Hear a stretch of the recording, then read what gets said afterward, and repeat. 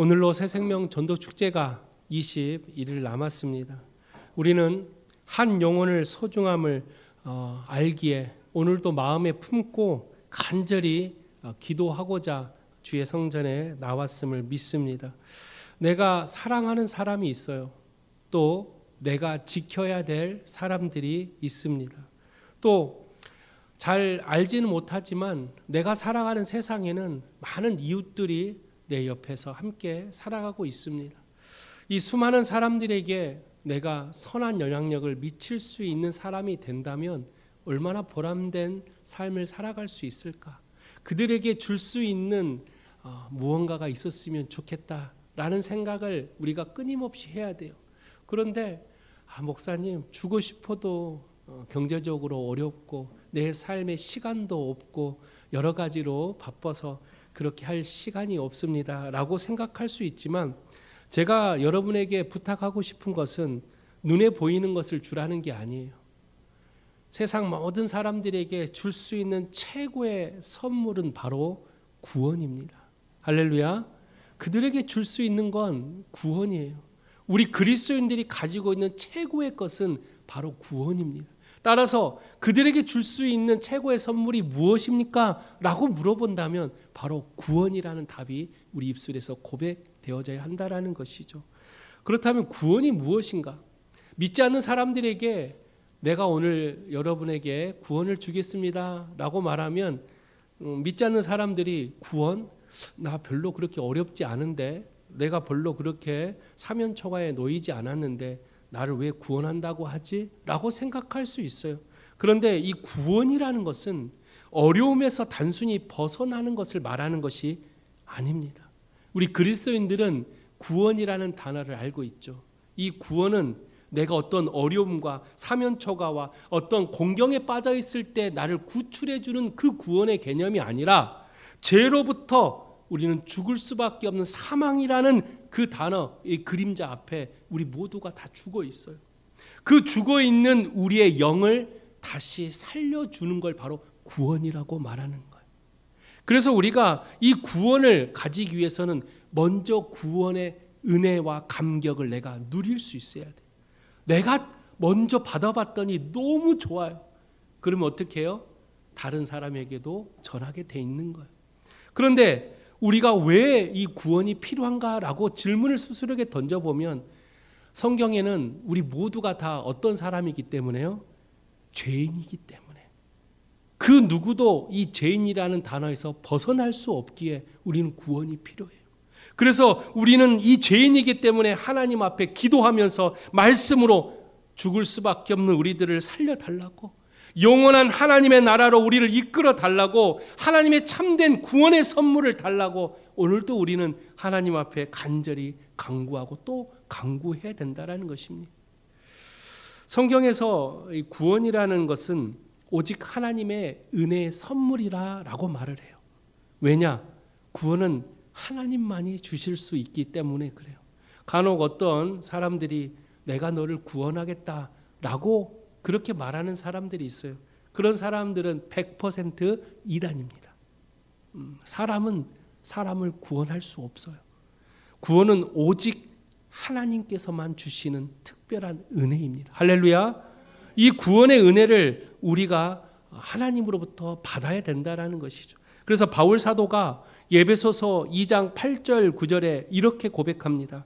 너희는 그 은혜에 의하여 믿음으로 말미암아 구원을 받았으니 이것은 너희에게서 난 것이 아니요 하나님의 선물이라.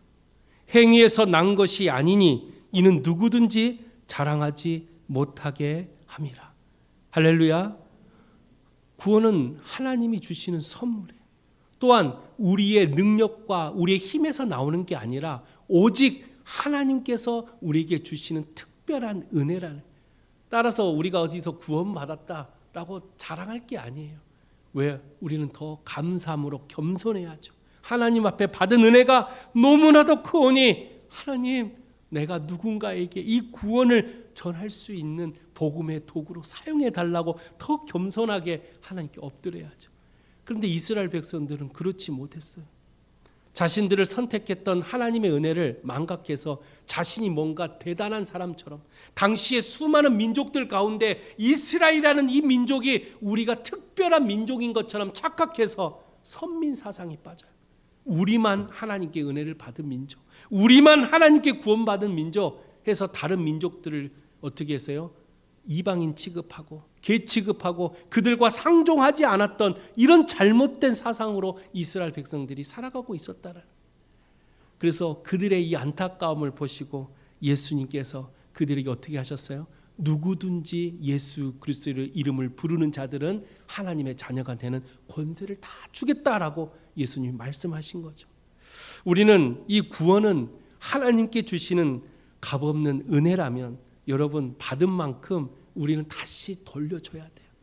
세상을 향해 우리가 그들에게 하나님의 이 구원을 선물로 줄 수 있도록 하나님을 만나게 해줘야 돼요. 내가 구원을 줄 수는 없지만 구원을 주시는 하나님을 내가 전할 수는 있어야 된다라는 것이죠. 그래서 우리는 끊임없이 전도해야 돼요. 예수님의 마지막 지상 명령도 전도예요. 세상 끝날 때까지 내가 너희들과 함께 할 테니 너희들은 어떻게 하라 그랬어요? 사마리아와 온 유다 사마리아 땅끝까지 이르러 내 복음의 증인이 되라라고 말씀을 해요. 그만큼 예수님은 우리의 사명은 복음을 전하는 것, 우리의 사명은 예수를 전하는 거라면 우리가 지금 그 복음의 사명을 잘 지키고 있는지 스스로를 점검해 봐야 한다라는 것이죠. 구원은 오직 예수 그리스도를 믿음으로 말미암아 주어집니다. 할렐루야. 그래서 사도행전 4장 12절에 이렇게 말합니다.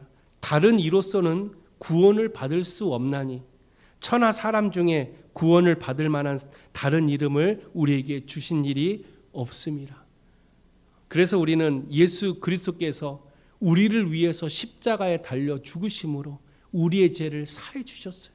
이제는 예수님을 믿음으로 고백하는 자들에게는 세상이 주지 못하는 참된 구원이라는 선물을 주셨다라는 거예요. 여러분에게 질문을 하나 할게요. 여러분 구원 받았습니까? 아멘이 이렇게 적어가지고 하나님 나라 가겠습니까? 구원 받았습니까? 이 질문에 우리는 당연히 아멘이라고 큰 소리로 답해야 됩니다. 근데 왜 망설일까요? 혹시 구원에 대한 이 불안한 마음을 가져본 적이 있습니까? 또 내가 정말 구원받았을까? 내 믿음이 이 정도로 구원받을 만할 정도로 충분한가? 라는 의심이 혹시 들지는 않았습니까? 성경은 우리에게 구원의 확신을 가지라고 말을 해요. 이러한 구원의 확신이 우리 안에서 불안을 잠재우고 하나님 안에서 온전한 평안을 누리게 해준다라는 사실을 우리는 잊지 않아야 됩니다. 그런데도 우리는 구원이라는 단어 앞에 때때로 우리가 의구심이 들 때가 참 많아요. 내가 정말로 하나님 나라 갈 수 있을까? 내가 정말로 구원받은 삶을 살고 있는가? 왜 이렇게 구원의 앞에서 자꾸만 의심이 들고 우리의 믿음이 흔들리는지 아십니까? 바로 우리가 구원받은 모습을 잘 알지 못하기 때문에 그래요. 성경은 구원받은 사람의 세 가지의 모습을 말하고 있습니다. 첫째는 과거의 구원입니다. 이걸 다른 말로 칭의라고 말을 해요. 이 칭의는 이미 구원받은 사람의 모습을 말하는 거예요. 그래서 예수 그리스도를 믿는 순간 우리는 의롭다함이라는 칭의를 받게 돼요. 그 말은 곧 구원을 받았다라는. 여러분에게 구원받았습니까? 라고 질문했을 때 아멘이라고 큰 소리로 내가 대답할 수 있는 사람들은 내 안에 예수가 살아있는 사람들이에요. 내가 예수를 믿음으로 고백할 때 우리는 칭이라는 이미 의롭다함을 받은 구원을 받았기에 내가 진정으로 예수님을 믿는다면 여러분은 이 구원받았습니까? 라는 질문 앞에 당당하게 아멘이라고 말해야 돼요.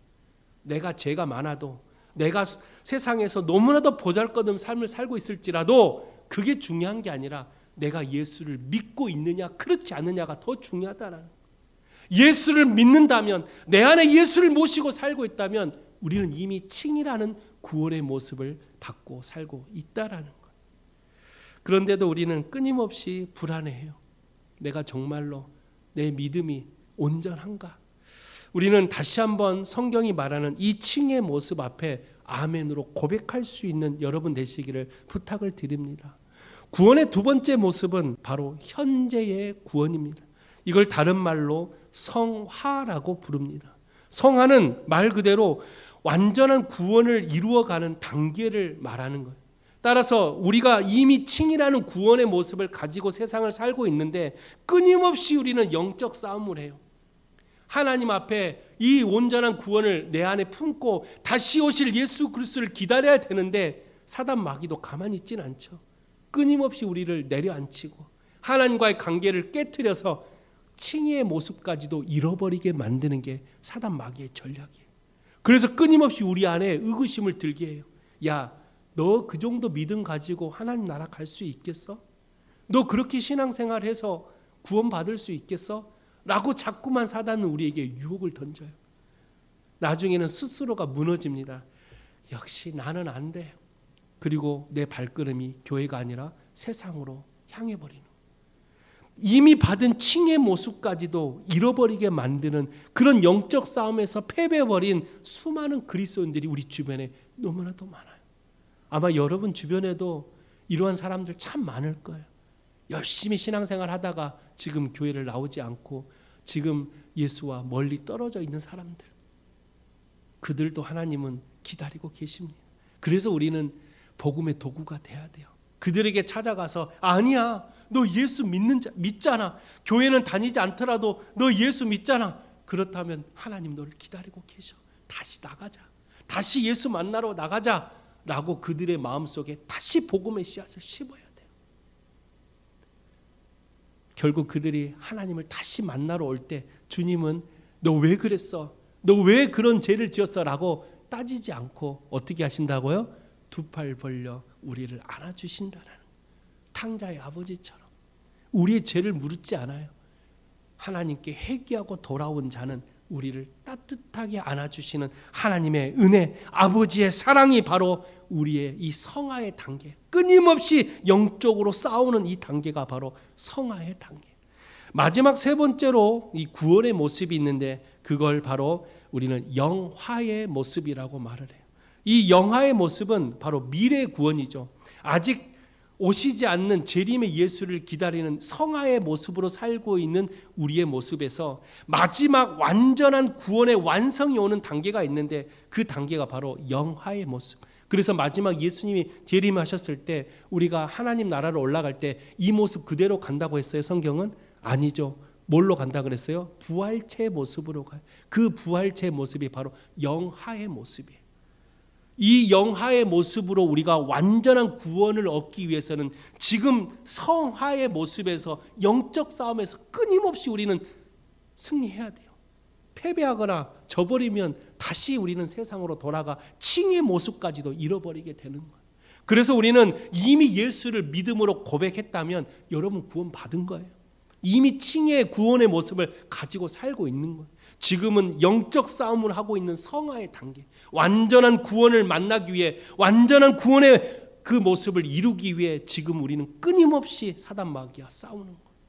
그리고 마지막 그때가 됐을 때 그 예수 안에 있는 자, 내 안에 스티그마, 그 예수의 흔적을 가지고 끝까지 영적 싸움에 승리하고 있는 자들은 영화의 모습으로 변화되어 온전한 구원을 맛보게 되는 거예요. 저는 우리 성법교회 모든 성도들이 이 영적 싸움에서 승리하시기를 주의 이름으로 축원드립니다. 그러기 위해서는 내 힘과 능력으로는 한계가 있어요. 말씀의 자리, 기도의 자리, 성령이 내 안에 임재하도록 끊임없이 하나님께 엎드려 간구해야 된다는 것이죠. 우리가 그런 하나님의 은혜, 하나님이 주시는 이 구원의 확신을 우리가 가지려면 끊임없이 하나님 앞에 나아가야 돼. 죽는 그날까지, 주님 오시는 그날까지 우리는 이 구원의 확신이 흔들려서는 안 돼. 그러기 위해서 우리가 오늘 본문 말씀을 통해서 이 구원의 확신을 어떻게 하면 내 안에 가져갈 수 있을까? 흔들리지 않고 이 구원의 확신을 어떻게 하면 내가 얻을 수 있을까? 오늘 본문의 말씀 두 가지를 꼭 기억하시기를 부탁을 드립니다. 첫째로 우리가 구원의 확신을 가지기 위해서는 주님의 양이 되어야 한다라는 것입니다. 오늘 본문에 보니까 예수님은 자신을 목자라 부르고 우리들을 믿는 자들을 양으로 비유하고 있습니다. 이 관계는 단순히 지도자와 추종자의 관계를 말하는 것이 아닙니다. 목자는 양을 먹이고 양을 돌보고 양을 인도하고 양을 사랑하는 친밀한 사랑의 관계를 말하는 게 목자와 양의 관계예요. 따라서 우리를 보호하시고 인도하시고 우리를 먹이시는 그 목자를 따르는 온전한 양이 되어야 한다라는 것이죠. 양이 아닌데 목자 앞에 서 있으면 목자는 어떻게 해요? 우리를 불러 모을 때 양을 우리로 모아요. 왜냐? 양이 아닌 것들은 어떻게 해요? 당연히 목자는 그들을 버리겠죠. 그런데 어떤 사람은 양이 아닌데 양의 탈을 쓰고 무리 안에 있는 사람들이 있어요. 그래서 그 양의 탈을 딱 벗겨봤더니 뭐였어요? 늑대였어요. 우리 안에 이런 사람들이 참 많아요. 내가 늑대인데 양이라고 착각하고 살고 있는 사람들. 우리는 진짜 양이 되어야 되는데 내 모습은 늑대보다 더 추한 모습으로 살고 있는 사람들이 너무나도 많다라는. 목자는 양을 우리에 드리지 늑대는 절대로 우리에 드리지 않습니다. 그래서 우리는 늑대가 아니라 양이 되어야 한다라는 것이죠. 그러면 양이 되려면 어떻게 해야 됩니까? 첫째, 양이 되려면 목자의 음성을 들을 수 있는 귀가 있어야 돼요. 그래야 양이 될 수 있어요. 양은 목자의 음성을 들어야 진짜 양이 되는 거예요. 그런데 어때요? 예수님이 그렇게 사랑하는 아무개야 소리를 쳐도 문 밖에서 그렇게 문을 두드려도 그 음성을 들을 수가 없어요. 왜? 우리의 영적인 귀가 닫혀 있기 때문에. 진짜 양이 되려면 그 우리 안으로 들어가기 위해서 우리가 양이 되려면 닫혀 있는 이 영적인 길을 열어야 됩니다. 이 영적인 길을 열기 위해서는 우리의 죄를 회개해야 돼요. 하나님 앞에 간절히 부르짖어야 돼요. 세상이 주지 못하는 크고 은밀한 것을 우리가 받기 위해서는 하나님께 간절히 부르짖어야 돼요. 주님, 내 영적인 길을 열어달라고. 교회만 다녀서는 안 됩니다. 왜냐? 사무엘서에 보니까 엘리라는 제사장과 그의 아들 홈리와 비느하스도 제사장이었어요. 제사장의 역할은 뭐예요? 늘 교회에 살아요. 늘 교회에 사는데 그들은 영적인 귀가 닫혀 있었어요. 하나님의 음성을 들을 수가 없었죠. 근데 유일하게 하나님의 음성을 들을 수 있는 사람이 있었으니 그가 누구였어요? 사무엘이었어요. 사무엘은 허드렛 일을 하는 보잘것없는 어린아이였어요. 그러나 그 사무엘은 하나님의 사랑하는 양이었기 때문에 영적인 귀가 열려 있어 그에게 하나님의 말씀하실 때 이 음성을 듣고 하나님 말씀에 순종했던 사람이 사무엘이었다라는 거예요. 우리가 진짜 양이 되려면 내 영적인 길을 열어야 됩니다.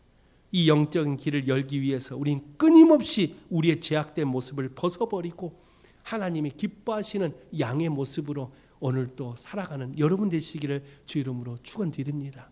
그래서 목자이신 예수님이 나를 따르라 라고 그렇게 여러분에게 말씀했을 때 그 음성을 듣고 따라갈 때 우리는 온전한 길, 승리의 길을 우리가 맞이할 수 있다는 것을 꼭 기억하시기 바랍니다. 두 번째로 우리가 양이 되려면 오늘 본문에 보니까 예수님께서 아시는 양이 돼야 된대. 이 말은 뭐냐면 예수님이 모를 수가 있나요? 전지전능하신 예수님이 모를 수가 있나요? 그런데 마태복음 25장에 봤더니 신랑 되신 예수님이 오셔가지고 내가 너희를 도무지 알지 못하겠다라고 말을 해요. 우리가 진짜 양이 되려면 주님이 알고 있는 사람이 돼야 돼요. 그 말은 뭐예요? 하나님과의 인격적인 관계를 가지라는 거예요. 그냥 예수님 믿습니다가 아니라 하나님과의 인격적인 관계. 이 인격적이라는 것은 뭐예요? 내가 주님을 위해서 내가 모든 것을 내어 바칠 수 있는 내 마음의 양심, 선한 양심, 눈물, 내 안에 있는 하나님을 사랑하는 내 열정, 이러한 하나님과의 인격적인 관계가 있을 때 주님은요, 우리가 고단하고 힘들 때 주님은 가만히 위에서 서 계시는 게 아니라 어떻게 하신다겠어요? 함께 오셔서 울어주신대. 우리 곁에 서서 우리의 마음을 만져주시면서 함께 울어주신, 그게 바로 인격적 관계를 유지하는 사람들에게 주어지는 은혜입니다. 근데 이 인격적 관계가 깨지고 형식적인 관계, 그냥 의무적인 관계, 신앙생활을 열심히 하는 것처럼 보이지만 형식적인 관계를 맺고 있는 성도들은 하나님과의 인격적 관계가 깨져 있는 거예요. 그럼 어때요? 죽어가는 영혼을 봐도 아무런 마음에 은혜가 없어요. 찬양을 들어도 아무런 반응이 없어요. 말씀을 들어도 은혜가 안 됩니다. 딴 생각만 나고 기도하라 그래도 기도가 나오질 않아요. 원래 기도 못합니다. 아니요. 기도는 유창하게 말을 하라는 게 아니에요. 기도합시다라고 했을 때 하나님을 부를 수 있는 단 한마디만 해도 그게 기도입니다. 근데 많은 성도들이 기도합시다 그러면 기도 잘 못하는데요. 착각하고 있는 거예요. 기도는 유창하게 말을 하는 게 기도가 아니에요. 하나님, 이 한마디만 하나님을 불러지져도 하나님과의 이 영적인 관계가 우린 유지되는 거예요. 그런데 그것조차도 기도하자고 해도 기도가 전혀 나오질 않는 사람들. 우리는 인격적 관계가 깨져 있는데 그걸 알지 못하고 신앙생활하는 사람들이 너무나도 많다라는, 그런 사람은 양이 될 수가 없어요. 진짜 양이 되려면 예수님이 알고 있는 우리의 양이 돼야 돼요. 그래서 인격적 관계를 통해서 하나님께서 마지막 오셨을 때, 예수님께 오셨을 때 착하고 충성된 종아, 나와 함께 주의 나라로 가자라는 우리를 알아보실 수 있는 양이 돼야 돼요. 할렐루야. 마지막 주님이 왔을 때 너 누구니? 내가 너를 도무지 알지 못하겠다. 이런 음성을 듣기보다는 착하고 충성된 종아, 이렇게 주님이 나를 알아봐 주시면 얼마나 행복할까. 그러기 위해서는 그때까지 우리는 하나님이 아시는 양이 돼 있어야 돼요. 계속 끊임없이 스스로가 하나님 앞에 엎드려서 기도하고 말씀으로 하나님을 찬양하는, 하나님이 나를 잘 아시는 양이 돼야 돼요. 그래서 하나님이 나를 알려면 어떻게 해야 돼요? 자꾸 예배의 자리로 나와야죠. 주님 오늘도 나왔습니다. 주님 오늘도 주님을 찾습니다. 가정에서도 하나님, 잠잘 때도 하나님, 직장에서도 주여 하면서 늘 주님을 부르짖으면 내가 너를 잊지 못하겠다. 나를 잊을 수가 없겠구나 라고 주님이 그렇게 야, 너 참 대단하다. 내가 너를 잊을 수가 없다. 그럼 우리는 어때요? 그게 주님이 우리를 절대로 잊지 못하는 양이 되는 거예요.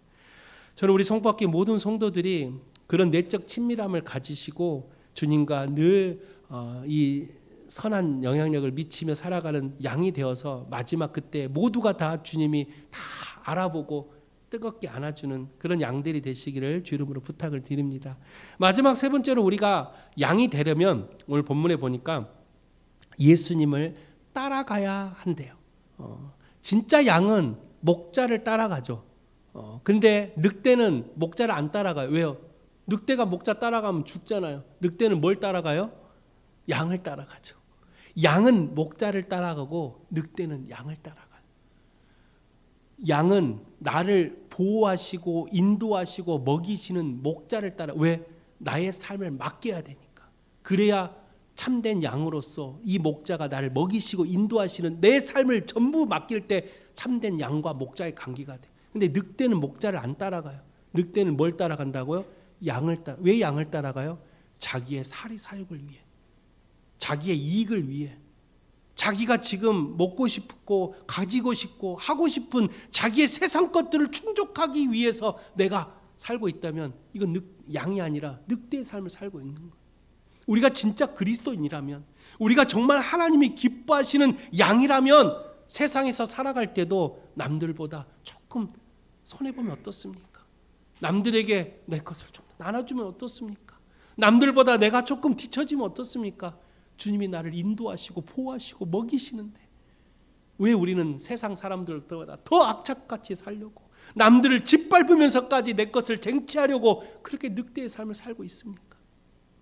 우리는 이미 하나님이 우리를 이미 먹여주시고 입혀주시고 모든 내 삶을 인도하시는 하나님 은혜를 우리는 걸어가고 있는데, 여러분 진짜 양이라면 주님의 그 은혜 앞에 우리는 감사함으로 세상을 섬기는 사람이 되십시오.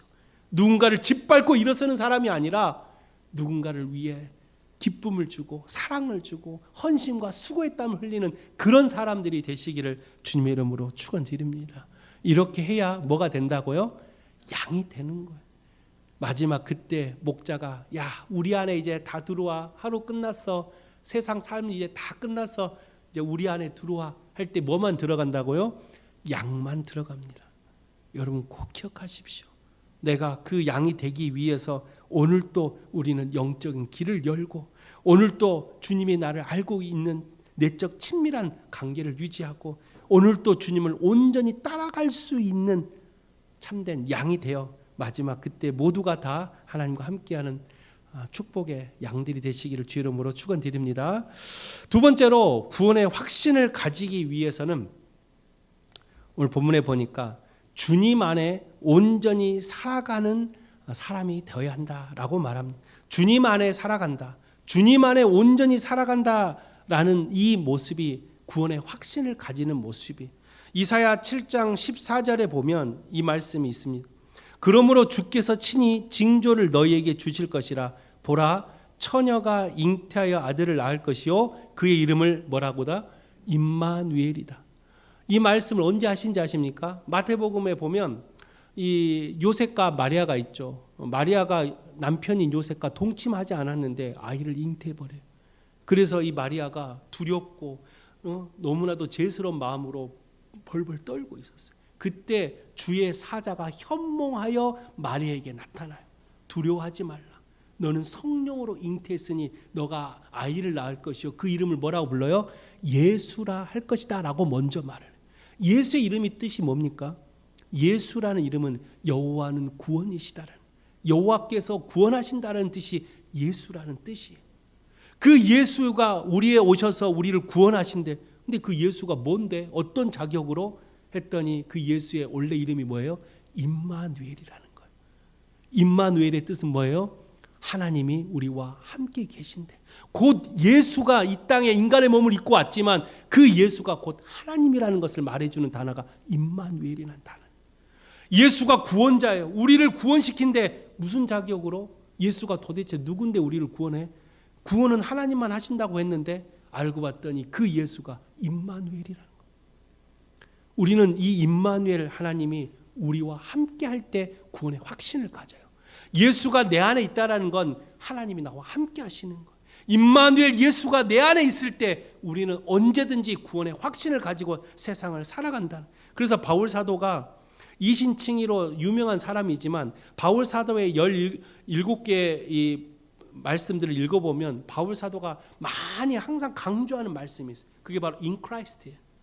예수 안에서, 주 안에서 이 말씀을 바울 사도가 참 많이 합니다. 그 말은 아무리 우리가 뛰어나고 능력이 대단하고 세상 권력 권세를 다 가졌다 할지라도 예수 안에 있지 아니하면 그는 구원을 받을 수가 없는 거예요.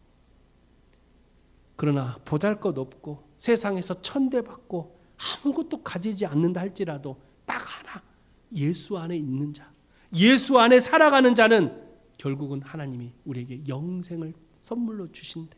오늘 본문 28절에 우리 다 같이 한번 28절을 묵상해 볼 거예요. 시작. 내가 그들에게 영생을 주노니 영원히 멸망하지 아니할 것이요 또 그들을 내 손에서 빼앗을 자가 없느니라.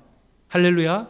사단 마귀의 유혹을 뿌리치고 예수님을 따르는 사람들에게 예수님은 두 가지의 큰 약속을 하셨어. 하나는 영생의 영속성이에요. 이 영생은 잠시 왔다 떠나는 게 아니라 영원히 멸망하지 않는 영속성을 줬다라는 거예요. 따라서 예수 그리스도 안에 살아가는 주 안에서 살아가는 사람들에게는 이 영생이 영원히 우리와 함께하는 하나님의 특별한 약속을 우리에게 주었다라는 거예요. 두 번째 약속은 뭐라고요? 예수님께서 우리 그 손에서 절대로 누구도 빼앗아 갈 수 없다라는 이 구원의 안전성을 보장했다라는 거예요. 예수 안에 있는 사람은 사단 마귀가 주님의 손에서 우리를 빼앗을 수가 없다라는 거예요. 근데 언제 사단 마귀가 우리를 빼앗아 가요? 제가 예전에 전신갑주 설교할 때 여러분에게 한번 말씀을 드렸는데 믿음의 방패 이야기 기억나십니까? 믿음의 방패가 뭐예요? 방패가 원래 역할이 뭡니까? 적으로부터의 공격을 막는 게 방패예요. 화살이 날라오고 창이 날라와도 방패 뒤에만 있으면 내 생명은 안전합니다. 근데 언제 문제가 생깁니까? 언제 문제가 생겨요? 이제 끝났나? 공격이 없네? 하고 방패 뒤를 살짝 내보는 순간 그때 화살에 맞아 죽는 거예요. 우리가 안전하다 평안할 때가 더 기도할 때인데 우리는 하나님 안에 은혜와 사랑과 태평함을 누릴 때 그때가 더 기도할 때인데 내 삶이 이제 꿈도 이뤘고 삶이 어느 정도 태평하네. 그때 사단 마귀가 들어오는 거예요. 다윗도 그때 넘어졌어요. 모세도 그때 넘어졌어요. 모두가 다 평안하다 안전할 때 그때 넘어지는 거예요. 우리가 진정으로 하나님 안에 있을 때는 어떤 마귀도 우리를 빼앗을 수가 없어요. 그런데 우리가 이쯤 됐겠지 하고 하나님을 떠나 세상에 발을 내딛는 순간 사단 마귀가 우리를 다 움켜잡아서 뺏어가버리는 거예요. 우리는 주 안에서 살아가야 돼요. 세상을 살아갈 때도 주 안에서 세상을 살아가야 돼요. 할렐루야. 그게 우리가 구원의 확신을 가질 수 있는 유일한 방법이에요. 주 안에서 살아갈 때, 우리가 주 안에서 온전히 살아갈 때 그 어떤 사단 마귀도 우리를 주님의 손에서 빼앗을 수 없다면 이 구원의 완전성, 이 구원의 영속성을 우리는 주 안에서 누릴 수 있는 우리 성밖의 모든 성도들이 되시기를 주님의 이름으로 축원드립니다. 오늘 말씀 여러분을 꼭 기억하셔서 모두가 하나님의 구원을 선물로 받는 구원의 확신을 갖는 그런 여러분 되시기를 주 이름으로 부탁을 드립니다. 그러기 위해서는 두 가지를 꼭 기억하십시오. 첫째는 주님은 목자고 우리는 뭐다? 양이라는 사실을 꼭 잊지 않기를 바랍니다. 양은 목자를 따라갈 때 반드시 안전합니다. 목자는 우리를 먹이시고 인도하시고 보호하시고 우리를 지켜주셔요. 그래서 우리가 양이 되어야지만 목자를 만날 수가 있어요. 늑대는 목자를 만날 수가 없어요. 여러분 스스로가 양이 되기 위해서 늑대의 모습을 다 버리시고 오늘도 이 늑대의 죄된 모습들을 회개하셔서 참된 양으로서 살아가는 그런 여러분 되시기를 부탁을 드립니다. 또 한 가지는 뭐라고요? 주 안에서 살아가시기를 부탁을 드립니다. 아무리 세상에 살고 있다 할지라도 내 세상에서 세상을 사업도 하고 직장도 다니고 여러 가지 가정생활을 하더라도 늘 예수 안에 살아가는 사람은 내 안에 예수를 모시고 살아가는 사람. 그래서 어떤 일을 할 때도 주님 하고 또 기도하는 사람, 직장을 시작할 때도 기도하고 하루를 시작하는 사람, 사업을 할 때도 주님 앞에 기도하는 사람, 선택의 기로에 서 있을 때도 주님 도와달라고 기도하는 사람, 내 삶의 우선순위가 예수인 사람은 바로 주 안에서 살아가는 사람들. 이런 사람들은 구원의 확신이 마음에 흔들리지 않습니다. 그 어떤 사단 마귀가 와도 주 안에 있다면 우리를 빼앗아 갈 수 있는 사단은 아무도 없어요. 그래서 모두가 다 마지막 구원의 완성 단계인 영화의 모습을 갖기 위해서 오늘 또 우리는 양이며 주 안에서 살아가는 그런 참된 하나님의 참된 양이 될 수 있도록 오늘도 기도하는 여러분 되시기를 주의 이름으로 축원드립니다. 기도하겠습니다. 걸어가신 하나님 아버지, 우리의 구원이 때로는 흔들릴 때가 있습니다. 때로는 구원의 의심이 들 때가 있습니다. 그러나 오늘 말씀을 통해 다시 한번 구원의 확신을 갖습니다.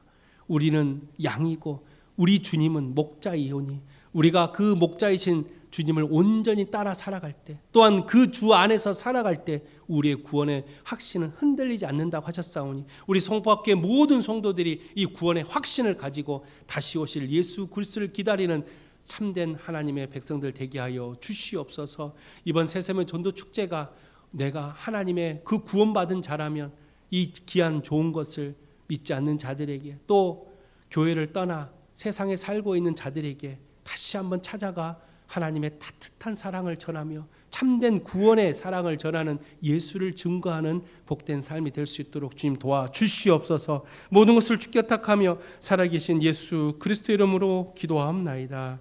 아멘.